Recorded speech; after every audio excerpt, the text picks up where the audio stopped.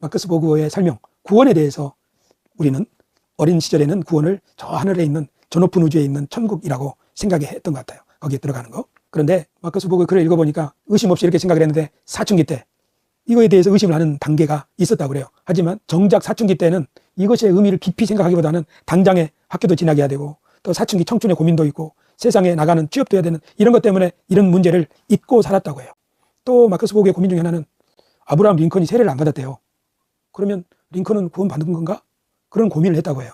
우리나라 청년들은 무슨 고민하죠? 세종대왕이나 이순신 장군은 예수님을 모르는데 구원 받았을까? 이런 생각 해볼 수 있죠. 세종대왕은 구원 받았을까요? 뭐라고 대답할래요? 그건 하나님의 소관이다. 이런 말을 많이 했죠. 그러면 내가 구원받는 것도 하나님의 소관인가? 결국 누가 구원받은 거지? 이런 문제가 있는 거죠. 마커스 보그는 기독교 신앙은 그 구원을 말할 때 죽어서 천국에 들어가는 문제, 이 이야기를 말하는 게 아니다. 기독교 신앙이 말하는 구원이라고 하는 것은 내가 지금 이 세상에서 새로운 사람이 되는 것이다. 새로운 사람으로 변화되는 것이다. 성경을 읽어보니까 네가 죽어서 천국에 간다 하는 그런 얘기가 주로 나오는 게 아니라 마음을 새롭게 해서 어떻게 새 사람이 되는가 하는 이야기가 주로 나오더라 하는 이야기를 하는 거예요. 그래서 새 하늘과 새 땅이라는 것도 말하자면 그게 이렇게 내려오잖아요. 계시록에. 그것도 새로운 세상을 말하는 것이지 어떤 이상적인 그런 것을 말하는 것이 아니라고 생각을 하는 거예요. 특별히 구원을 죽어서 천국에 들어가는 것을 이 사실을 너무 강조하게 되면 우리나라로 말하자면 연세중앙교회처럼 천국과 지옥을 너무 강조하게 되면 어떤 문제가 있게 되냐.